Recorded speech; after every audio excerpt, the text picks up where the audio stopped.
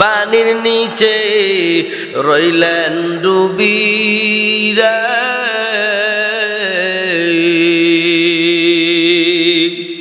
ওরে পানির নিচে থাইকাও নবী পানির নিচে থাইকাও নবী মাওলার নাম ভুলিলেন না রে সময় গেলে মাওলার নাম ডাকিবি কবে সময় গেলে নাম ডাকিলেন মুসা নবী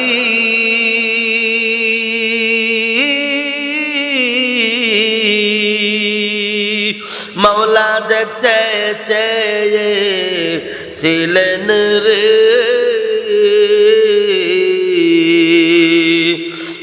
নাম ডাকিলেন মুসা নবী মাওলা দেখতে চেয়েছিলেন রে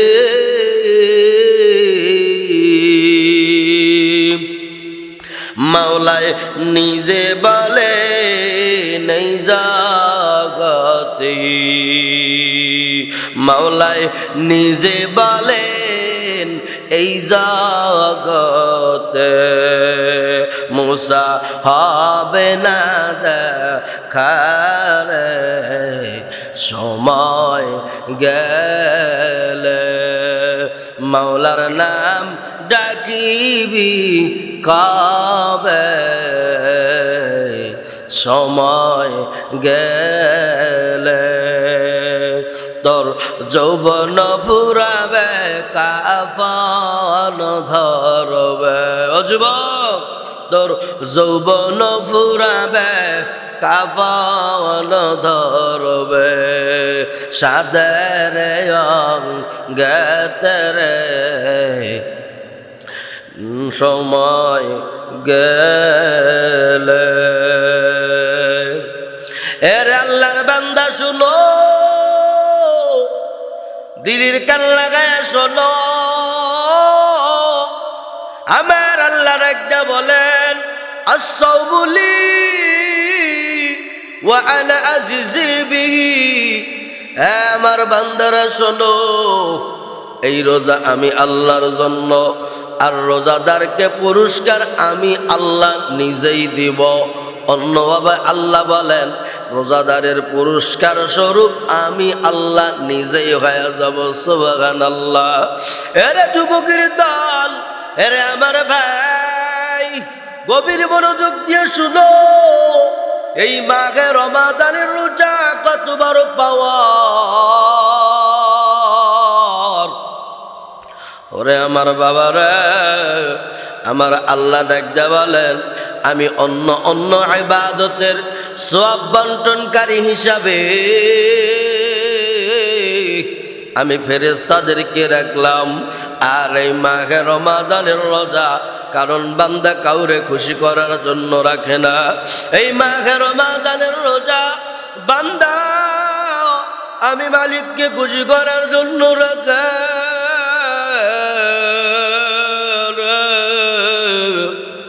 এরে আল্লাহর বান্দা দিলের কান লাগায়া শুনিয়া নাও আল্লাহ ডাকতে বলেন এ ফেরেশতা শোন এ যে আমার বান্দা ইফতার শুরু হয়ে গেছে ইফতারের টাইম শুরু হয়ে গেছে দেখ বান্দা আমার কত রকমের ইফতার নিয়ে বসে আমার বান্দার সামনে কত বুটবন্দি খেজুর আপেল কমলা মালটা বেদানা ও বাবলাই এ বান্দা শুনো আমি আল্লাহ তোমাদেরকে নিয়ে আমি ফেরেশতাদের কাছে গর্ব করি ফেরেশতারে ডাকতে বলে ফেরেশতারে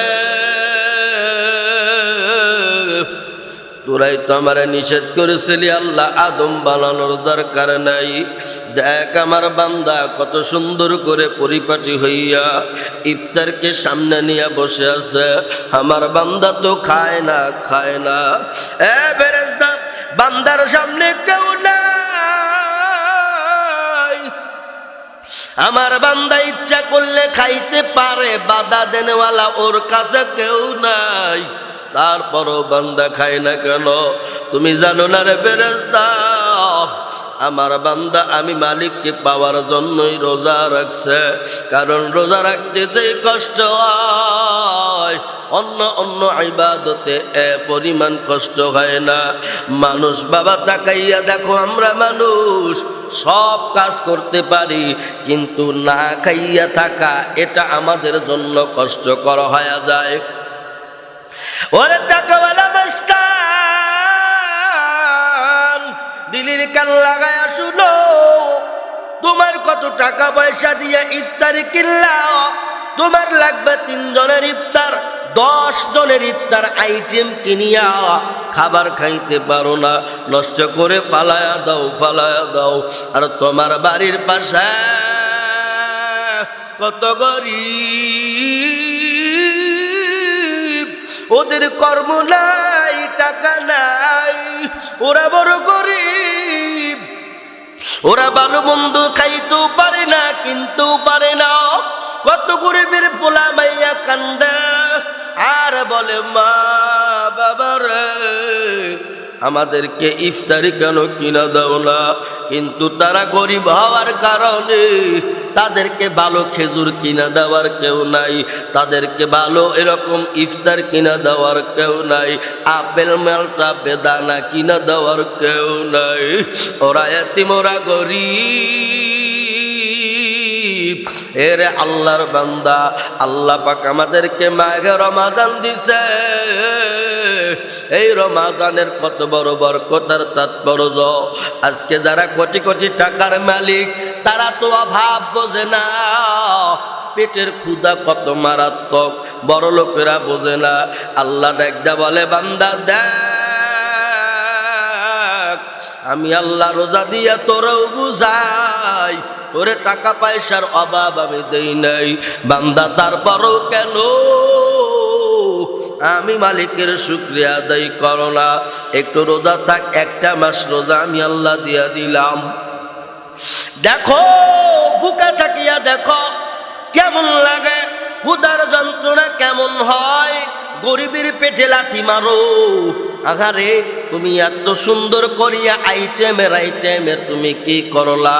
তুমি আইটেমের সদাইপত্র দিয়া, তুমি আসবাবপত্র দিয়া, খাবার পত্র দিয়া ইফতারের পার্টি করলা, আয়োজন করলা, কিন্তু তাকাইয়া দেখো তোমার ইফতারের দস্তরখানায় কত রকম আইটেমের খাবার পত্র, কিন্তু গরিবের ঘরে খানা নাই। এই জন্য আমার মায়ার নবী ডাকতে বলেন, তোমরা ইফতার করাও, তোমরা ইফতার করাও। যদি পারো 1টা খেজুর দিয়া যদি ইফতার করাও, আমার আল্লাহ পাক তোমার আমল নামায় পুরা রোজা রাখার সওয়াব দিয়া দিবে। সুবহানাল্লাহ। রে আমার ভাই, রে আমার বাবা, দিলের কান লাগায়া শুনিয়া নাও। আল্লাহর বান্দা ও সোনার বন্ধুরা, আল্লাহ বলেন, দেখ দেখ বান্দা ক্ষুধার কত যন্ত্রণা রে। যারা গরিব তারা বোঝে ক্ষুধার কত যন্ত্রণা, গরিবরা বোঝে ক্ষুধার কত যন্ত্রণা। ওরে আমার বাবা, এই জন্য বলি, আল্লাহ বলেন, বান্দা এই জন্য আমি তোমাদের উপরে আমি যাকাত ফরজ করে দিলাম। যারা ধনবান, তোমার যাকাতের টাকাও ওই গরিব মানুষটারে দাও, ওই গরিবটারে তুমি দাও, ওই গরিবটারে সহযোগিতা করো। বান্দা তোমার যাকাতের টাকা গরিব নাসারকে তুমি দিয়া দাও, তাদেরকে খাবারের ব্যবস্থা করিয়া দাও, যাদেরকে বাসস্থান নাই বাসস্থানের ব্যবস্থা করো। এর দ্বারা তোমার কি হবে? যখন তুমি যাকাত প্রদান করবা, ওই সময় তোমার সমস্ত ধন সম্পদ থেকে নাপাকি বাহির হয়ে যাবে। আর যদি যাকাত প্রদান না করো, তোমার হালাল মাল ধীরে ধীরে হারাম হয়ে যাবে। আরে আমার ভাই, বলতেছিলাম মাঘে রমাদানের রোজার কত গুরুত্ব। মাঘে রমাদান এই মাঘে রমাদানের রোজা কোন বান্দা যদি রাখে, কিতাবে হায়াতুল হাইওয়ান নামে কিতাব দেখলাম, ওই কিতাবের মধ্যে একটা পাখি আছে কাক। এই কাকের বাজান হায়াত বড় বেশি, এই কাকের হায়াত বড় বেশি, এই কাকের হায়াত বড় বেশি। বান্দা যত দূর যাবে, বান্দা শুনো, কাক যত দূর দূরায়া দূরায়া যাবে, উড়ে উড়ে যাবে। রে বান্দা শুনো, দিলের কান লাগায়া শোনো, ওই কাক যত দূর দৌড়াইয়া উড়াইয়া উড়াইয়া যতক্ষণ পর্যন্ত উড়ে উড়ে পড়ে যাবে, মারা যাবে, হায়াত থাকতে মৃত্যু পর্যন্ত যত দূর যাবে। একটা ব্যক্তি যদি রোজা রাখে, একটা রোজা রাখার কারণে বান্দার আমল নামার থেকে জাহান্নাম তত দূরে সরে যাবে। এরে আমার ভাই, আল্লাহ পাক ডাকতে বলেন, আস-সাওমু লি ওয়া আনা আজিজি বিহি। আমি রোজাদারের জন্য উপহার স্বরূপ আমি দেব আল্লাহ, রোজাদারের পুরস্কার আমি আল্লাহ দিব। আল্লাহর বান্দা, আল্লাহ যদি তোমার আমারে পুরস্কার দেয়, তাইলে কি পুরস্কার ছোট হবে? না না না না, পুরস্কার ছোট হবে না। আল্লাহ যদি দেয় তাইলে বুঝতেই হবে কেমন পুরস্কার। ওরে আমার ভাই, 12টা মাসের মধ্যে একটা মাস আল্লাহ পাক তোমার আমার দান করলো। ওরে আমার বন্ধুরে, এই 11 মাসের মধ্যে তাহাজ্জুদ পড়া বড় দুষ্কর, তাহাজ্জুদ পড়া বড় দুষ্কর, বড় কঠিন। তাহাজ্জুদ পড়তে পারো না, তাহাজ্জুদ পড়তে পারো না, ও আমার বাবারা, এই মাঘে রমাদানে আল্লাহ এত সুযোগ করে দিছে। বান্দা যখন সেহরি খাওয়ার টাইম যখন হয়, ওইটাই হলো তাহাজ্জুদের টাইম। বান্দা আমলের জিন্দেগি গঠন করো। আমার মায়ার নবী বলেন, মাঘে রমাদান পাইয়া যেই বান্দা নিজের জীবনের গুনাহ খাতা মাফ করাইতে পারলো না, ওর মতো হতভাগার কেউ নাই, ওর মতো হতভাগার কেউ নাই। এরা আমার বাবা, দিলের কান লাগায় শোনো, মায়ার নবী বলে, যেই বান্দা কি করলো, মাঘে রমাদান পাইল, নিজের জীবনের গুনাহ খাতা মাফ করাইতে পারলো না, ওর মতো হতভাগা আর কেউ নাই। রে আল্লাহর বান্দা, মায়ার নবী বলেন, এই জন্য তোমরা মাঘে রমাদান যারা পাইছ গনিমত মনে করো। তোমরা শুধু সওয়াব কামাই করো, সওয়াবের ধান্দা করো, আমলের পুঁজি বাড়ায়া দাও। এরে আমার মায়ের বোন, 11টা মাস তোমার মন মতে চলেছ। এরে আমার মা, দিলের কান লাগায় শোনো রে, ও আমার আম্মা জানেরা, এই একটা মাস একটু আমল করিয়া দেখো না, কত মজা লাগে। আম্মা জান, তুমি সেহরি পাকাও, এখন রহমতের 10 দিনে মনে করেন তুমি কলেমা পড়ো, লা ইলাহা ইল্লাল্লাহু মুহাম্মাদুর রাসূলুল্লাহ সাল্লাল্লাহু আলাইহি ওয়াসাল্লাম। বাবারে, তুমি কি করো, 10 দিন রহমতের 10 দিনে কলেমা পড়ো, এরপরে তুমি তারপরের 10 দিনে তুমি ইস্তিগফার পড়ো, তারপরের 10 দিনে তওবা পড়ো।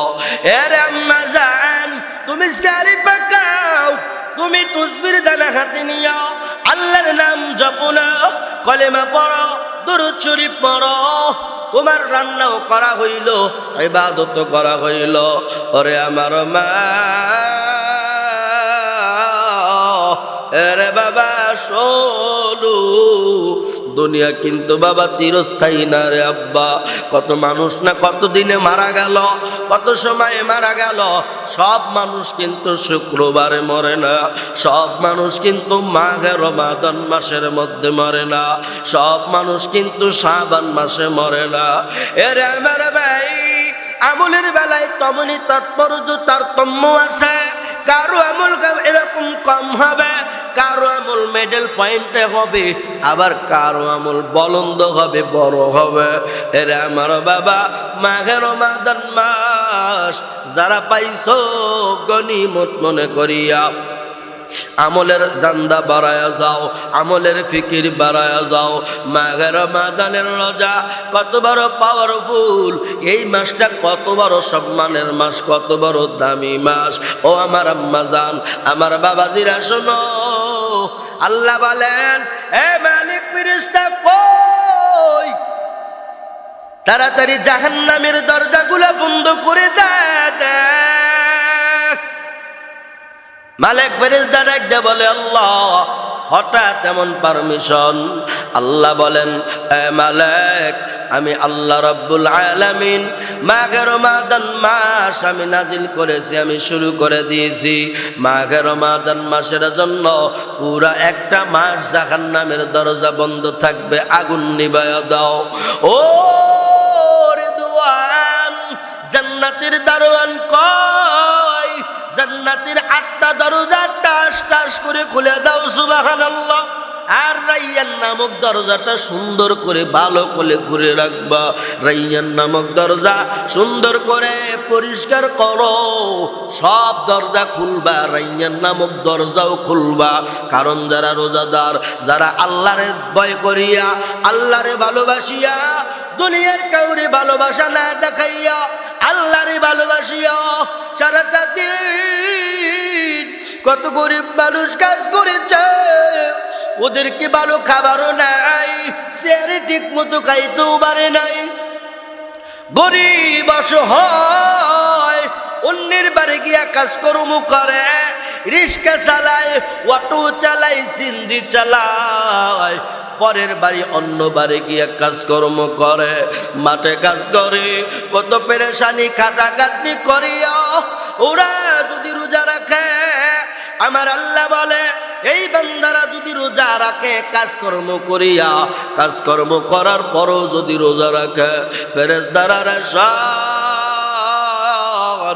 আমি আল্লাহ রাব্বুল আলামিন আলিমুল গায়বের খবরের মালিক, আমি আল্লাহ আমার বান্দার মনের জল্পনা কল্পনার সব খবর আমি বলতে পারি, আমি জানি। ও ফেরেশতা, দেখ এই বান্দার জন্য যারা এত কষ্ট করিয়া রোজা রাখছে, আমি আল্লাহ তাদের জন্য রাইয়ান নামক দরজা বন্ধ করে দিলাম। সুবহানাল্লাহ কি একবার জোরে বলা যায় না? এ ফেরেশতা শুনো, তাড়াতাড়ি দরজাখানা খুলিয়ে দাও। রিদওয়ান দরজা খুলিয়ে দিবি, টাস টাস করে খুলে দেওয়া হবে। আল্লাহ বলেন দেখ আমি আল্লাহ কত বড় রহমান, কত বড় দয়ালু, কত বড় দাতা। আমি আল্লাহ প্রত্যেক ইফতারের মুহূর্তে তোমরা বান্দা দোয়া করো, আমি আল্লাহ তোমাদেরকে ভালোবাসি। কারণ আমি আল্লাহ এই জন্য ভালোবাসি, আমি তো চাই না তুমি জাহান্নামে যাও। কারণ আমি আল্লাহ গাছ বানাইছি কুন ফায়াকুন বইলা, মাছ বানাইছি কুন ফায়াকুন বইলা, জমিন বানাইছি কুন ফায়াকুন বইলা, আসমান বানাইলাম কুন ফায়াকুন বইলা। এ বান্দা শুনো, তামাম কুল কায়নাতরে আমি কুন ফায়াকুন বইলা বানাইলাম। কিন্তু বান্দা তাকাইয়া দেখো, তোমার ডেড বডি আমি ফেরেশতারে দিয়া বানাইলাম, আর তোমার চেহারা, সুন্দর চেহারা, এই চেহারা আমি আল্লাহ নিজ কুদরতি হাত দিয়া বানাইছি রে বান্দা। ওই ঠোঁট দুইটা আমি বানাইছি, দুই ঠোঁট দিয়ে আমারে মা কয়া ডাকো, তুই বাবারে বাবা কয়া ডাকরি। আমি মালিকের মনে চাই, আমি তাকায়া তাকায়া দেখি আমার বান্দা মারে মা বলে ডাক দেয়, আব্বারে আব্বা বলে ডাক দেয়। আমি এত সুন্দর করে বানাইলাম, রিজিকের ব্যবস্থা করলাম, পানির ব্যবস্থা করলাম, গাড়ির বাড়ির ব্যবস্থা করলাম, আর আমার বাদ দিবে না।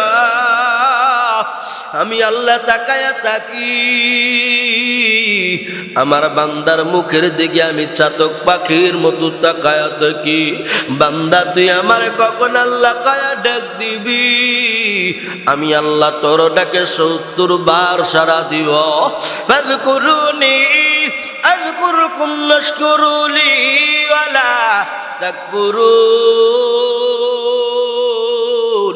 বান্দারে, তুমি যদি আমি আল্লাহর রাস্তায় এক কদম আগাও,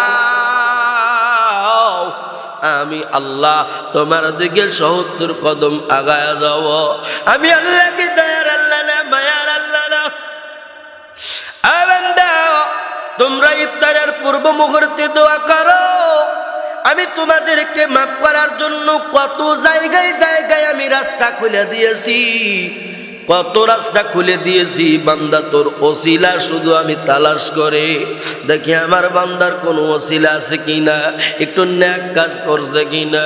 বান্দা, ইফতারের সময় দোয়া কর, মা বাবার জন্য দোয়া করো, ভাই বিরাদারের জন্য দোয়া করো, কবরবাসীদের জন্য দোয়া করো। কারণ আমি আল্লাহ রাব্বুল আলামিন প্রত্যেক ইফতারের মুহূর্তে হাজার হাজার লক্ষ লক্ষ কোটি কোটি গুনাহগার বান্দাদেরকে আমি মাফ করিয়া জান্নাতের মেহমান বানায়া দিই।